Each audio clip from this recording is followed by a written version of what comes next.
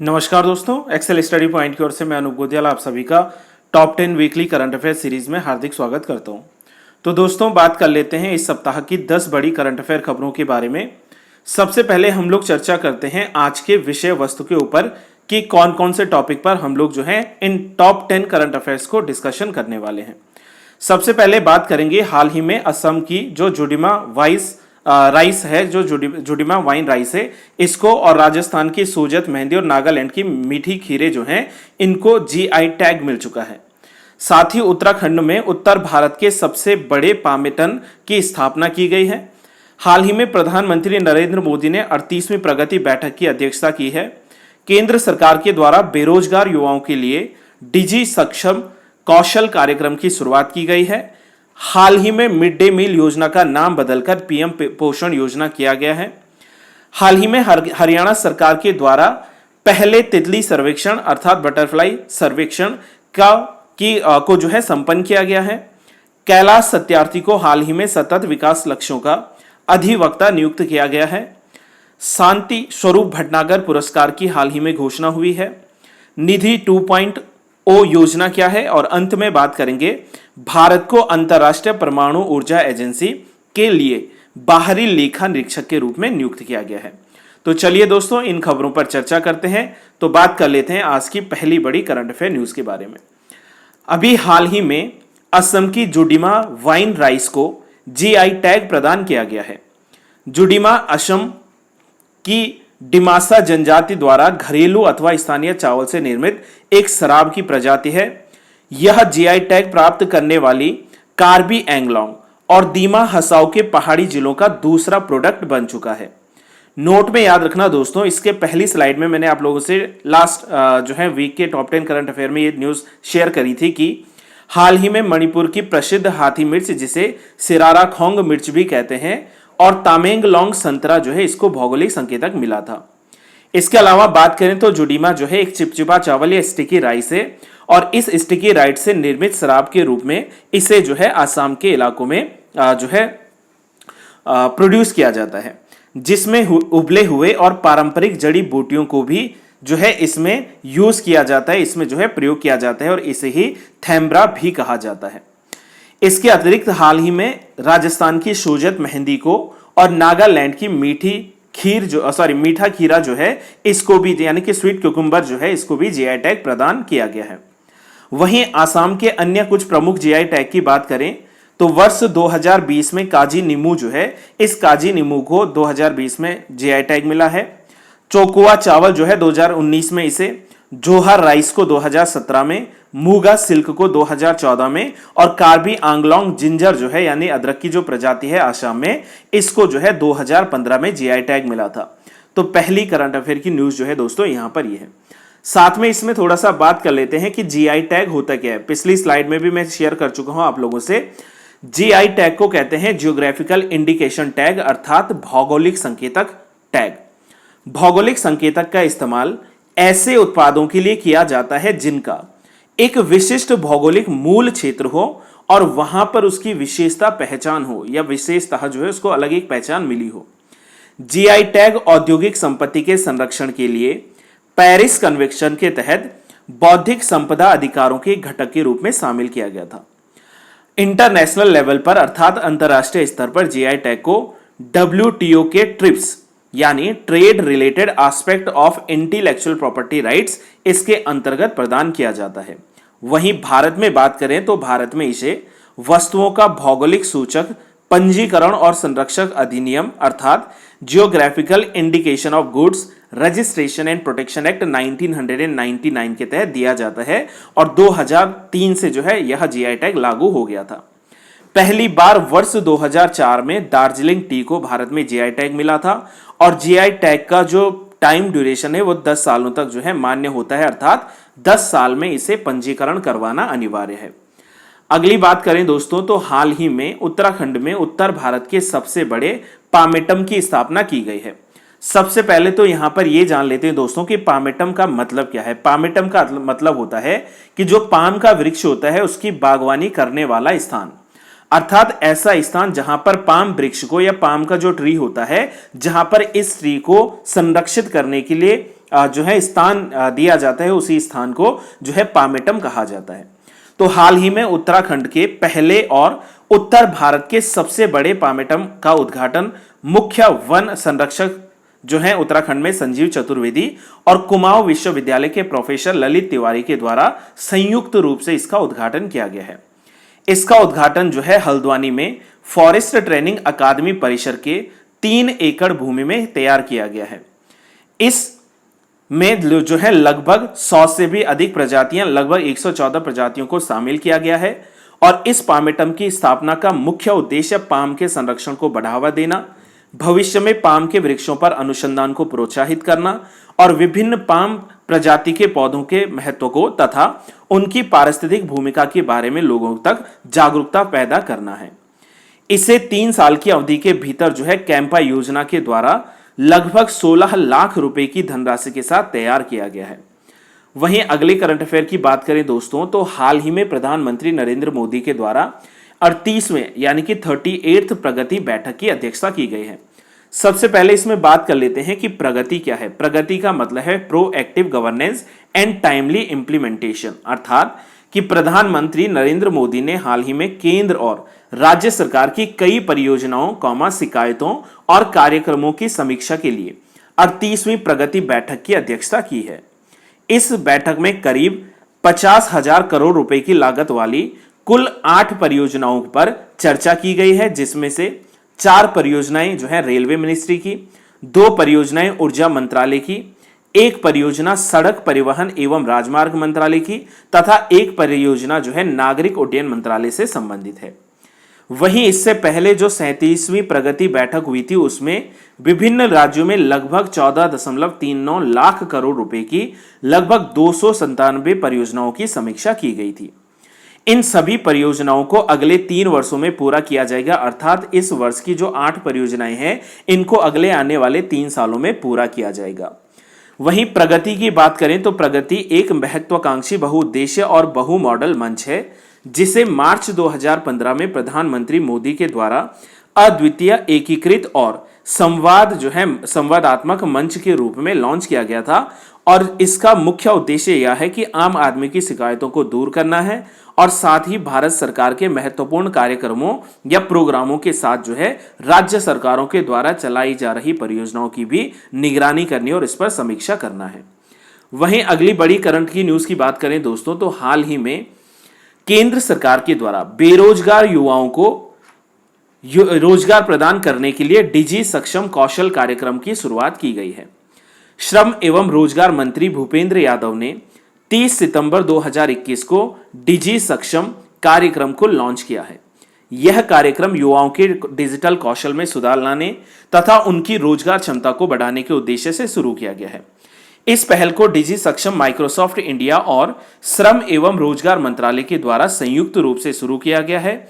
और वहीं इस योजना के अंतर्गत वर्ष में 3 लाख से भी अधिक युवाओं को बुनियादी कौशल और एडवांस कंप्यूटिंग सहित जो है डिजिटल कौशल में मुफ्त प्रशिक्षण प्रदान किया जाएगा।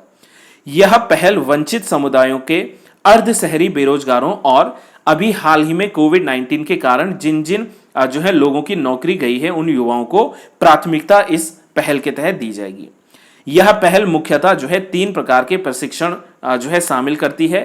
पहला है digital skills self pace learning, दूसरा आता है VIIT मोड लर्निंग, तीसरा आता है IIT मोड लर्निंग। और साथ ही में इस कार्यक्रम को जो है आगा खां रूरल सपोर्ट प्रोग्राम इंडिया के द्वारा जो है फील्ड में लागू किया जाएगा। वहीं अगली न्यूज की ओर आगे बढ़े दोस्तों, तो हाल ही में केंद्रीय कैबिनेट के द्वारा मिड डे मील योजना का नाम परिवर्तित करते हुए इसे PM पोषण योजना का नाम दिया गया है। इस नई पहल के तहत अब प्री प्राइमरी या बाल वाटिका में आने वाले 1 से 5 वर्ष की आयु के बच्चों को भी PM पोषण योजना के तहत जो है कवर दिया जाएगा।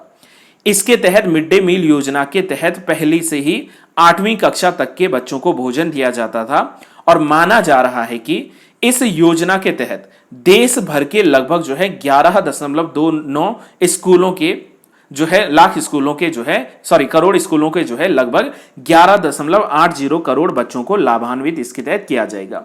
वहीं मिड डे मील योजना के बारे में जानकारी लें दोस्तों, तो मिड डे मील योजना जो है ये केंद्र सरकार के द्वारा यानी कि सेंट्रली स्पॉन्सर्ड एक स्कीम है, जिसे 15 अगस्त 1995 को 1995 को पूरे देश में लागू कर दिया गया था। वहीं सितंबर 2004 में कार्यक्रम में व्यापक परिवर्तन करते हुए इसके मेन्यू आधारित जो है पका हुआ गर्म भोजन इत्यादि पर जो है फोकस किया गया था। और इस योजना के तहत न्यूनतम 200 दिनों हेतु निम्न स्तर या प्राथमिक जो है स्तर के लिए प्रतिदिन न्यूनतम 300 कैलोरी ऊर्जा एवं 8 से 12 ग्राम प्रोटीन तथा उच्च प्राथमिक स्तर के लिए न्यूनतम 700 कैलोरी और 20 ग्राम जो है प्रोटीन देने का प्रावधान किया गया है। इस योजना को जो है हाल ही में जो हमने बात करी है, इस योजना को 2021-22 से लेकर 2025-26 तक जो है 5 सालों तक के लिए जारी किया जाएगा। और इसमें लगभग जो है 1.31 लाख रुपए करोड़ के अधिक का बजट जो है आवंटित किया गया है, जिसमें कि देश भर के जैसे हम लोगों ने बात करी है लगभग 11.2 लाख सरकारी व गैर सरकारी जो स्कूल हैं, इन सभी को क्या है इसमें शामिल किया जाएगा और मिड डे मील योजना के तहत जो है इनको जो है लाभान्वित किया जाएगा। अगली न्यूज की ओर आगे बढ़े दोस्तों, तो हाल ही में हरियाणा सरकार के द्वारा अपने पहले तितली सर्वेक्षण यानी कि फर्स्ट बटरफ्लाई सर्वे जो है इसको संपन्न किया गया है। और यह सर्वे जो है ये तितली सर्वेक्षण जो किया गया है पहला हरियाणा के द्वारा, ये हरियाणा के ही रेवाड़ी के खोल प्रखंड में लगभग जो है 1000 हेक्टेयर क्षेत्र में फैले हुए 10 गांवों में जो है किया गया है। यह सर्वेक्षण जो है 5 सितंबर से लेकर 4 अक्टूबर तक मनाए जाने वाले जो है प्रत्येक माह के दौरान जो है या इस माह के दौरान जो है आयोजित किया जा रहा है। और इसमें शामिल जो 10 गांव हैं, हालांकि ये 10 गांव आपको याद रखने की आवश्यकता नहीं है, लेकिन इसमें जान सकते हैं। इसमें शामिल हैं पलरा, बासदूदा, खौल, मनेठी, भालकी, माजरा, नंधा, बलवाड़ी, अहरोरा एंड खलेता, इसमें जो है ये सारे गांव जो है शामिल हैं। वहीं इस सर्वेक्षण में तितलियों की लगभग 7 प्रजातियों को शामिल किया गया है। और इस सर्वेक्षण में तितलियों और पतंगों के संरक्षण के लिए जो है कई प्रकार की रणनीतियां तैयार की गई हैं और इसी का आयोजन इसमें करवाया जा रहा है। वहीं इन सभी प्रजातियों का चयन हरियाणा राज्य वन एवं वन्य जीव विभाग तथा जैव विविधता बोर्ड और एक एनजीओ तथा तितली विशेषज्ञों और प्रकृति प्रेमियों के बीच में जो है आपसी सहयोग से चलाया जा रहा है। इनमें से कुछ प्रमुख प्रजातियों की बात करें उपरोक्त 60 में से, तो इनमें आते हैं छोटे branded Swift, small Cupid, Indian skipper, अफ्रीकी बबुल, सामान्य पियरोट एंड गोल पियरोट इत्यादि। ये सब जो है हमारे पास ये किसकी प्रजातियां हैं? बटरफ्लाई की प्रजातियां, जिस पर अभी हरियाणा सरकार के द्वारा पहले अपने प्रकार का जो है बटरफ्लाई सर्वे आयोजित किया गया है। अगले न्यूज की ओर आगे बढ़े दोस्तों, तो हाल ही में संयुक्त राष्ट्र संघ ने शांति के नोबेल पुरस्कार विजेता श्री कैलाश सत्यार्थी जी को सतत विकास लक्ष्यों यानी कि सस्टेनेबल डेवलपमेंट गोल्स का अधिवक्ता के रूप में नियुक्त किया है। कैलाश सत्यार्थी को इस पद पर जो है लगभग 2021 से लेकर 2023 तक अर्थात 3 वर्षों की अवधि के लिए नियुक्त किया गया है। संयुक्त राष्ट्र संघ के महासचिव एंटोनियो गुटेरस ने अभी 76वीं महासभा की शुरुआत से पहले जो है कैलाश सत्यार्थी को सस्टेनेबल डेवलपमेंट गोल अधिवक्ता के रूप में नियुक्त किया है। इनके अलावा जो है कैलाश सत्यार्थी के साथ STEM एक्टिविस्ट वेलेंटीना मुनोज रबनाल तथा माइक्रोसॉफ्ट के प्रेसिडेंट ब्रैड स्मिथ और के पॉप स्टार जो सुपरस्टार हैं यहां पर, जिनका नाम है ब्लैक पिंक, को नया जो है SDG एडवोकेट के रूप में नियुक्त किया गया है।